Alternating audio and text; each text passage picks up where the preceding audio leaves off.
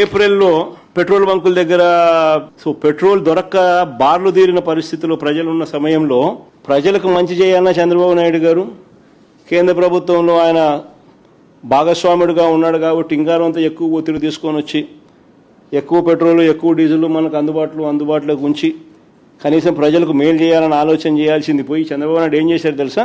ఈ oil marketing companies ఉన్నాయి, BPCL, IOC, వీళ్ళకందరికీ ఏమని లెటర్ రాస్తారు తెలుసా?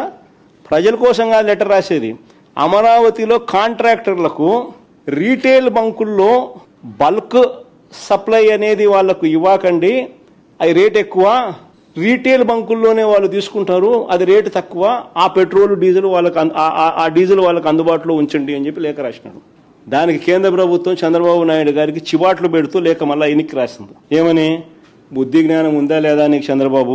దేశంలో అసలు పెట్రోల్ డీజిల్ దొరక్క ప్రజలంతా అవస్థలు పడతా ఉంటే బల్క్ డీజిల్ కొంటే రేట్ ఎక్కువ అని చెప్పి కాంట్రాక్టర్లకు రీటైల్ బంకుల్లో డీజిల్ పోయమని చెప్పి నువ్వు బుద్ధి జ్ఞానం ముందు అడుగుతా ఉన్నావా చంద్రబాబు అని చెప్పి కేంద్ర ప్రభుత్వం చివాట్లు పెడుతూ చంద్రబాబు నాయుడుకు రాసిన లేఖ. ఇంతకన్నా దారుణం ఎక్కడైనా ఉంటుందా? ప్రజల గురించి ఆలోచన చేయాల్సిన సమయంలో ప్రజల గురించి ఆలోచన చేయకుండా అమరావతిలో కాంట్రాక్టర్ల గురించి, ఈయన ఆ కాంట్రాక్ట్ పనులలో ఈయనకు వచ్చే డబ్బుల గురించి, ఈయన స్కాముల గురించి మాత్రం ఆలోచన చేసేటోడు ప్రపంచ చరిత్రలో ఎవడైనా ఉంటాడా?